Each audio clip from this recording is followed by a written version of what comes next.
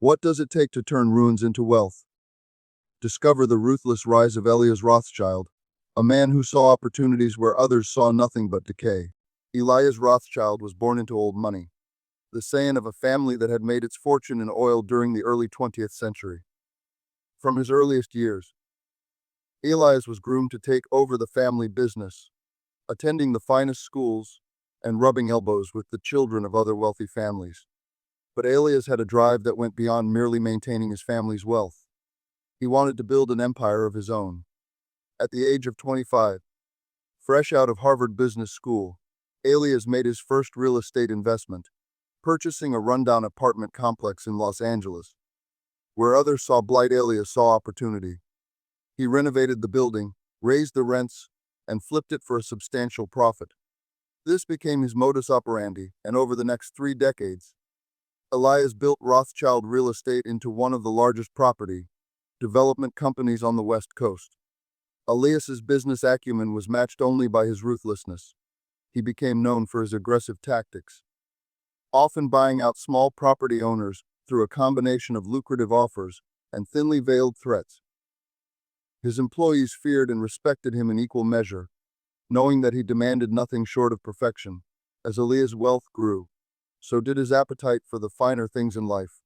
He collected rare wines, drove the latest luxury cars, and divided his time between a Bel Air mansion and a beachfront villa in Malibu. But despite all his success, Elias found himself increasingly lonely as he entered his 6th decade.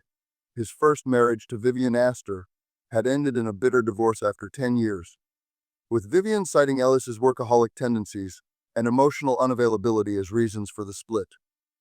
A second marriage to former model Adriana Kavik lasted barely 2 years before ending another costly divorce.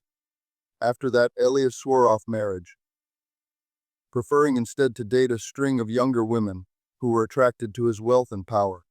It was during this period that Elias discovered the world of sugar dating. Here, he found an arrangement that suited him perfectly. Young, beautiful women who were willing to provide companionship and intimacy in exchange for financial support. Elias cycled through several sugar babies, never letting any of them get too close, always maintaining control of the relationship through his wealth. But as Elias approached his 60th birthday, he began to feel the weight of his years more acutely. He looked in the mirror and saw a man who had achieved everything he had ever wanted in his professional life, but whose personal life was empty. He longed for a deeper connection, for someone who could make him feel young again. It was in this state of mind that Elias Rothschild first laid eyes on Zara Fontaine. The moment he saw her, young, beautiful, with a spark of ambition in her eyes, he knew he had to have her. What Elias didn't realize was that in pursuing Zara, he was setting in motion a chain of events that would lead to his downfall and forever tarnish the Rothschild name he had worked so hard to elevate. Zara Fontaine's story began far from the glitz and glamour of Los Angeles. In the small town of Oaks, born to a struggling single mother, Zara learned early on that life was rarely fair and that beauty could be both a blessing and a curse. Zara's mother worked as a waitress at the local diner, barely making enough to keep a roof over their heads. Zara's father had disappeared before she was born, leaving behind nothing but a name on a birth certificate, and a hole in Zara's father had disappeared before she was born, leaving behind nothing but a name on a birth certificate and a hole in Zara's heart. As Zara grew older, she watched her mother cycle through a series of boyfriends, each one seeming to take a little more of Leela's spirit. Despite the challenges at home, Zara excelled in school. She was bright and charismatic, with a natural talent for performance that made her the star of every school play. Her teachers saw potential in her, encouraging Zara to dream big and aim for college. But as high school graduation approached, the harsh reality of their financial situation became clear. There was no money for college, no savings to fall back on. Determined to escape the cycle of poverty she had grown up in, Zara made a bold decision. With nothing but a backpack full of clothes and the money she had saved from her part-time job at the local movie theater, she boarded a bus to Los Angeles, dreams of stardom filling her head. The city of angels, however, proved to be far less welcoming than Zara had imagined. She quickly discovered that thousands of other young women shared her dreams, all competing for the same limited opportunities. Zara found work as a waitress, just like her mother. But the meager pay barely covered the rent for the tiny studio apartment she shared with two other aspiring actresses. As weeks turned into months with no big break in sight, Zara's optimism began to fade. She was on the verge of giving up and returning to Oak Ridge when a chance encounter changed everything. At the upscale restaurant where she worked, Zara served a table of young women who seemed to exude wealth and confidence. As she cleared their plates, she overheard them discussing their arrangement and the gifts they had received from their daddies. Intrigued and desperate for a way out of her financial troubles, Zara struck up a conversation with one of the women after her shift. The woman Destiny introduced Zara struck up a conversation with one of the women after her shift. The woman Destiny introduced Zara to the world of sugar dating. She explained how young, attractive women could meet wealthy older men who would provide financial support in exchange for companionship. To first, Zara was hesitant. It felt too much like the life her mother had lived, dependent on men for survival. But as Destiny showed her the designer clothes, the luxury apartments, and the opportunities that came with being a sugar baby, Zara's reservations began to crumble. With Destiny's help, Zara created a profile on an exclusive sugar dating website. She chose her most flattering photos, crafted a witty bio, and waited. Within days, her inbox was flooded with messages from potential sugar daddies. But one message stood out from the rest: an invitation to attend a charity gala as the guest of one Elias Rothschild. Little did Zara know that accepting that invitation would set her on a path that would end in tragedy, forever altering the course of her young life. The hotel ballroom glittered with chandeliers and the jewels of Los Angeles' elite on the night Zara Fontaine and Elias Rothschild first met. Zara, dressed in a borrowed gown and feeling out of her depth, scanned the room nervously until her eyes locked with those of a distinguished older man making his way toward her. Elias, I presume. Zara's voice trembled slightly as she extended her hand. Elias took it, his grip firm and confident. The pleasure is all mine, Miss Fontaine. He guided her into the ballroom with a gentle hand on the small of her back, and Zara felt a shiver run through her body. Whether from excitement or apprehension, she couldn't tell. As the evening progressed, Zara found herself captivated by Elias. He was charming, witty, and seemed genuinely interested in her aspirations. When she mentioned her struggles to break into acting, Elias's eyes lit up. I have connections in the industry, he said. Perhaps I could make a few introductions. By the end of the night, Zara's head was spinning. Not just from the champagne, but from the possibilities Elias represented. When he invited her to dinner the following evening, she accepted without hesitation. Their courtship, if it could be called that, moved at a whirlwind pace. Elias wasted no time in showering Zara with gifts and experiences she had only dreamed of. A week after their first meeting, he presented her with a key to a luxury apartment in West Hollywood.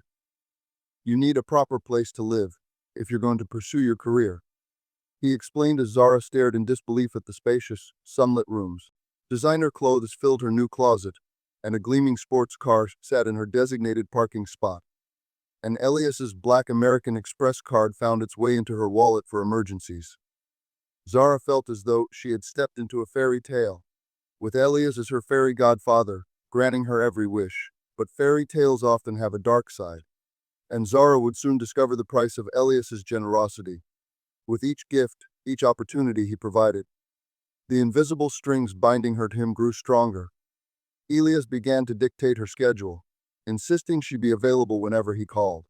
He questioned her friendships, particularly with young men, his jealousy thinly veiled behind concerns for her reputation.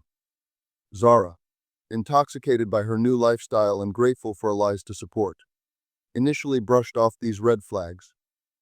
It wasn't until much later that she would realize the true cost of allowing Elias Rothschild into her life. For the first few months, Zara Fontaine felt as though she was living a dream. Elias Rothschild opened doors she never imagined possible, introducing her to influential people in the entertainment industry and bankrolling her acting classes at the prestigious Theater and Film Institute. Their first major trip together was to Paris, where Elias booked the royal suite at the Ritz. Zara, who had never been outside of the United States, was overwhelmed by the luxury and history surrounding her. As they strolled along the Seine, Elias surprised her with a Cartier love bracelet, definitely locking it around her wrist.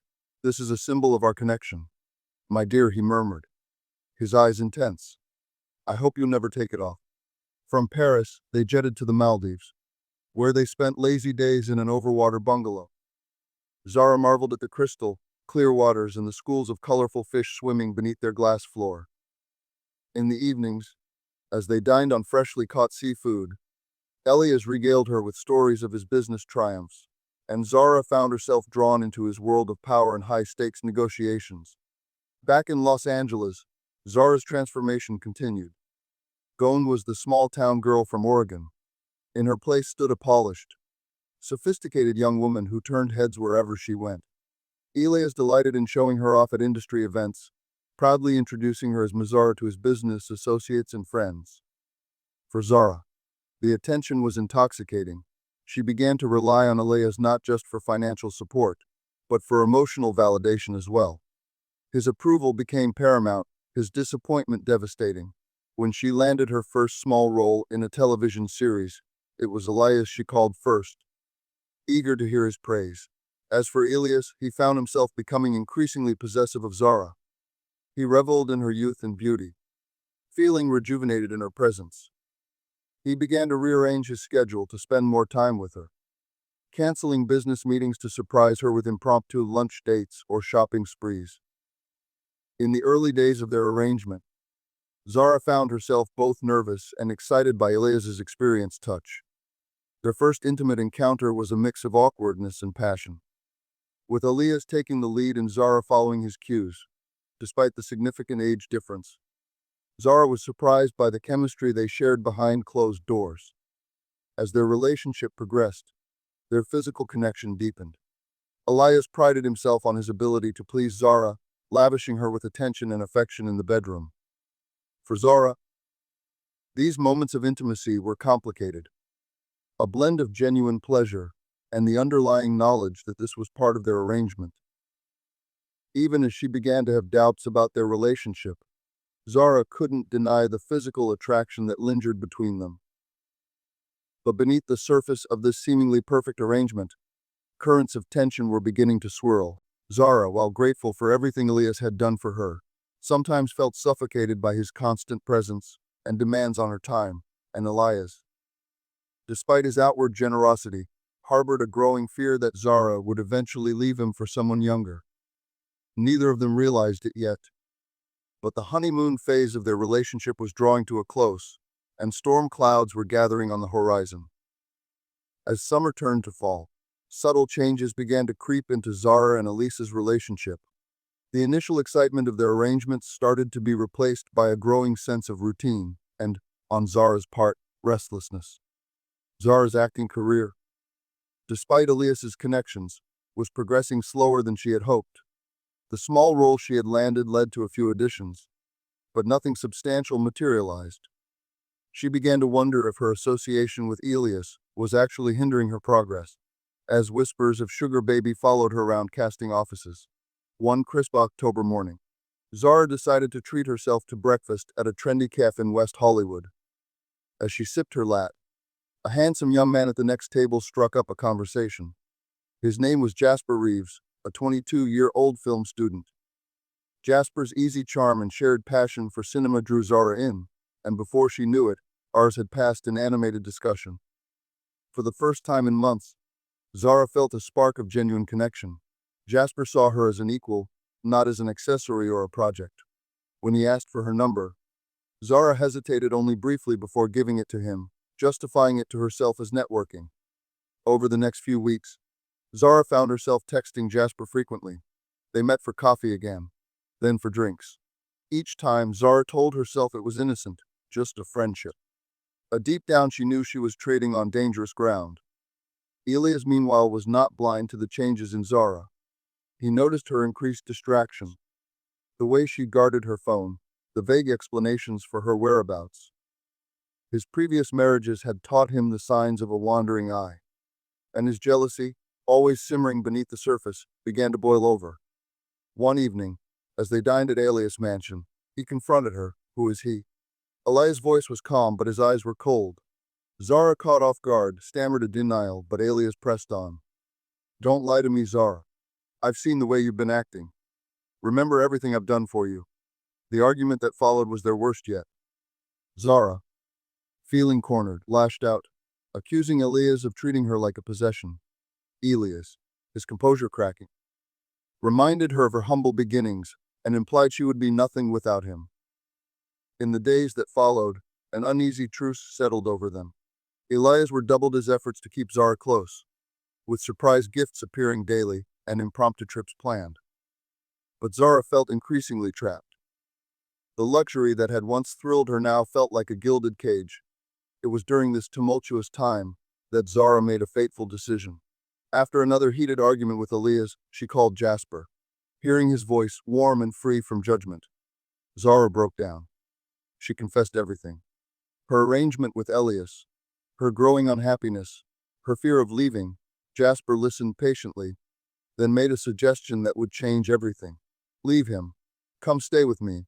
We'll figure it out together. As Zara hung up the phone, she felt a mix of terror and exhilaration. She knew what she had to do, but she had no idea of the deadly consequences her decision would set in motion. The days Zara decided to leave Elias dawned bright and clear, a stark contrast to the turmoil roiling inside her. She had spent the night packing a small bag, carefully selecting items that were hers from before Elias, leaving behind the expensive gifts and designer clothes. Her hand shook as she penned a note explaining her decision, her tears smudging the ink. Zara had planned to leave while Elias was at work, avoiding a confrontation she wasn't sure she was strong enough to handle. But as she walked towards the door of the West Hollywood apartment, it swung open, revealing Elias, his face usually carefully composed was a mask of fury and hurt. His voice was low and dangerous. Zara's heart raced as she realized he must have had her followed, must have known about her plans. She straightened her spine, summoning every ounce of courage she possessed. Yes, I'm leaving. This isn't working anymore.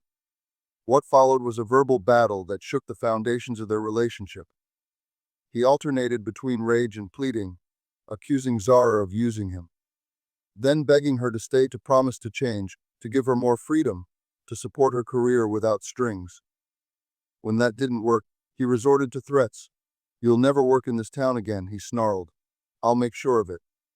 Zara, despite her fear, stood her ground. She told Elias about Jasper, about her desire to live a normal life, to find love with someone her own age. With each word, she watched Elias's expression, darkened, his hands clenching into fists at his sides. In a last desperate attempt to make her stay, Elias grabs our arm, his grip painfully tight. You're making a mistake, he said. You're nothing without me. No one will ever love you like I do.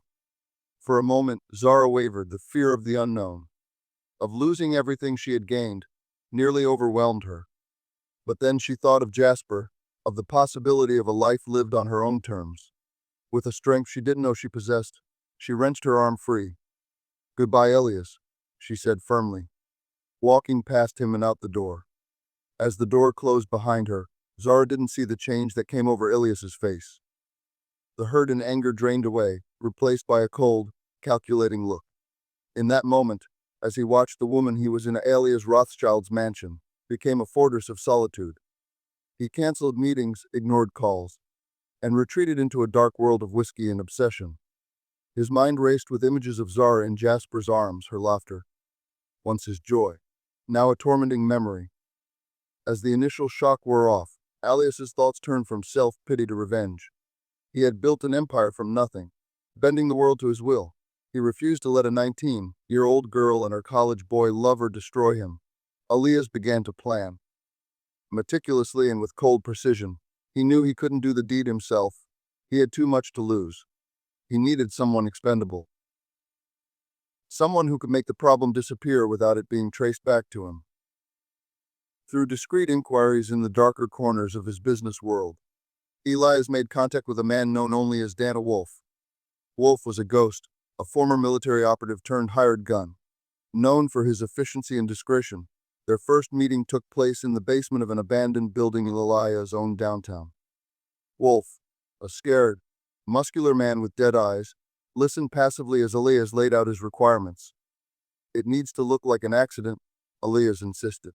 "No connection to me whatsoever." Over the next week, Elias fed Wolf information about Zara's habits, her new address, her daily routines. He had hired a private investigator to track her movements, and now that information would serve a deadly purpose. The final detail was timing. Elias wanted it done quickly, but Wolf counseled patience. Rushing would increase the mistakes of leaving evidence. They needed the perfect opportunity, a moment when Zara would be alone and vulnerable. That opportunity presented itself sooner than expected. Through his sources, Elias learned that Zara had landed a small role in an independent film shooting in a remote area of Los Angeles. She would be driving there alone, taking Mulholland Drive late one night after a day of auditions. When Elias relayed this information to Wolf, the hitman nodded grimly. As Wolf left to make his final preparations, Elias poured himself another drink, staring out over the twinkling lights of Los Angeles. He thought of Zara, of her smile, her dreams, her betrayal. For a moment his resolve wavered. Was he really going to go through with this? But then he imagined her with Jasper, young and in love, building a life without him. His grip tightened on the glass until it shattered, shard digging into his palm. He barely noticed the pain or the blood. His decision was made. Zara Fontaine had to die. The evening of July 15 was unusually cool for Los Angeles. To die. The evening of July 15 was unusually cool for Los Angeles. A light fog rolling in from the ocean and shrouding the city in a ghostly mist. For Zara Fontaine, it was a day filled with promise and nervous excitement. She had spent the afternoon in a callback audition for a supporting role in a major studio production, and the director had hinted that the part might be hers. As she left the studio, Zara's first instinct was to call Elias and share her news. Her finger hovered over his name in her contacts before she caught herself. The habit of months not easily broken. Instead, she called Jasper, her heart lifting at the sound of his encouraging words and genuine excitement for her potential break. "Jasper, I wish you could come with me tonight," Zara said as she climbed into her car. A modest Honda Civic that felt like freedom after months of being chauffeured in luxury vehicles.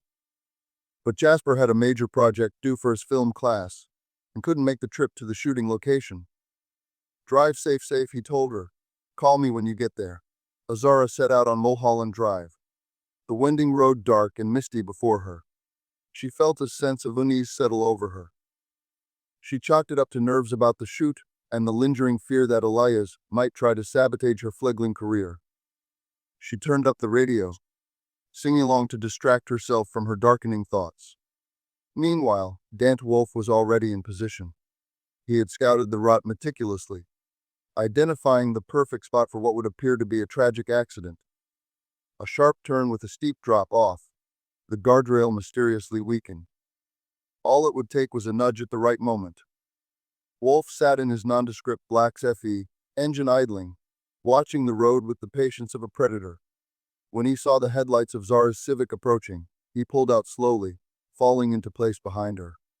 Inside her car, Zara noticed the SUV in her rearview mirror. A flicker of unease passed through her as she realized how alone she was on this isolated stretch of road. She pressed down on the accelerator, eager to put some distance between herself and the other vehicle. Wolf matched her speed easily, drawing closer. Just before the fateful turn, he made his move, accelerating hard and clipping the rear of Zara's car. The Civic fishtailed, tire screeching as Zara fought for control. For a heart-stopping moment, it seemed she might recover. But then the car hit the weakened section of guardrail. The world tilted and spun as the Civic plunged down the hillside. Zara's scream was cut short as the car rolled, metal crumpling, glass shattering. When it finally came to rest at the bottom of the ravine, an eerie silence fell. Wolf pulled over and peered down at the wreckage. Satisfied that no one could have survived the crash, he pulled out a burner phone. "It's done," he said simply before tossing the phone over the cliff to join the wreckage. But fate seemed to have other plans. As Wolf drove away, confident in a job well done, he didn't notice the faint movement in the twisted metal below. Zara, barely conscious and badly injured, was alive. Through a haze of pain and confusion, Zara managed to pull herself from the wreckage. She knew she needed help, but her phone was shattered. Useless.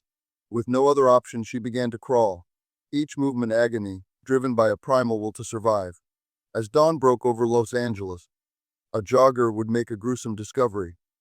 Zara's battered body, barely clinging to life, half hidden in the underbrush beside Mulholland Drive. The discovery. Here's the article with added punctuation.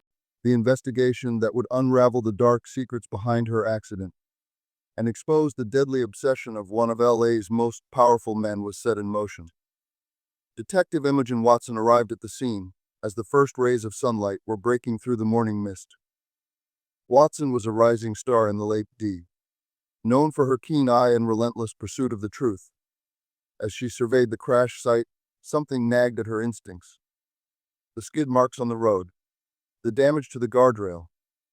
It all seemed too neat, too perfect for a simple accident. Her suspicions deepened when she learned the identity of the victim. Zara Fontaine, miraculously still alive but in critical condition, was no stranger to the gossip columns. Her relationship with Elias Rothschild had been fodder for tabloids for months. Now with Zara fighting for her life, Watson couldn't shake the feeling that there was more to the story. The detective's first stop was the hospital. Though Zara was in a medically induced coma, the doctors provided crucial information. The pattern of her injuries, they said, was inconsistent with a simple car crash. There were defensive wounds on her arms, suggesting a struggle had taken place after the initial impact. Watson's next move was to interview Jasper Reeves, the last person known to have spoken with Zara. The young film student was distraught, blaming himself for not accompanying her on the drive. He revealed Zara's fears about Elias, her concerns that he might try to harm her career after she left him. Armed with this information, Watson turned her attention to Elias Rothschild. The mogul presented a comfy sod when questioned, expressing shock and sadness at Zara's accident.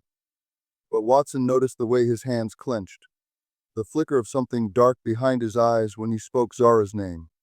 As the investigation progressed, Watson and her team uncovered a trail of evidence. Cell phone records placed Elias near Mulholland Drive on the night of the crash. Despite his claim of being home all evening, financial records revealed a large, unexplained withdrawal from one of his offshore accounts days before the incident. But the real break in the case came from an unexpected source. A small-time drug dealer, arrested in an unrelated case, offered information in exchange for leniency. He claimed to have overheard a conversation in a bar about a hit ordered by a wealthy man on his younger girlfriend. The description he provided of the supposed hitman matched that of Dan Wolf, a name known to law enforcement, but never before linked to any specific crime. With this new lead, Watson's investigation kicked into high gear. She delved into Wolf's background, tracing his movements in the days leading up to Zara's accident. Surveillance footage from a gas station near the crash site showed an SUV matching the description of Wolf's vehicle. As the pieces began to fall into place, Watson felt the familiar rush of a case breaking open, but she knew that connecting the dots between a notorious hitman, a wealthy real estate mogul, and the young woman fighting for her life in the hospital would require more than circumstantial evidence. She needed hard proof, and she needed Zara to wake up and tell her side of the story. The breakthrough in the case came 3 weeks after the crash. When Zara Fontaine finally emerged from her coma, Detective Watson was at her bedside within hours, gently coaxing out the young woman's recollections of that fateful night. Zara's testimony proved to be the missing piece of the puzzle. She remembered the black SUV following her, the deliberate collision that sent her car over the edge. Armed with Zara's statement, Watson moved swiftly. A warrant was issued for Dana Wolf's arrest, and a SWAT team apprehended him at a safe house in the desert. Under intense interrogation, Wolf finally cracked, revealing the details of his arrangement with Elias Rothschild. Wolf's confession led to a raid on Elias's mansion. There, hidden in a secret safe, detectives found damning evidence. detailed plans of Zara's route the night of the crash, correspondence with Wolf, and financial records of the payment for the hit. Elias was sentenced to life in prison without the possibility of parole. Danda Wolf, in exchange for his testimony, received a reduced sentence of 25 years. Zara, still recovering from her injuries, found solace in Jasper's unwavering support and the knowledge that justice had been served. Thank you for staying with me until the end of the video. To support us, be sure to like the video and subscribe to our channel so you don't miss our daily videos. Thank you.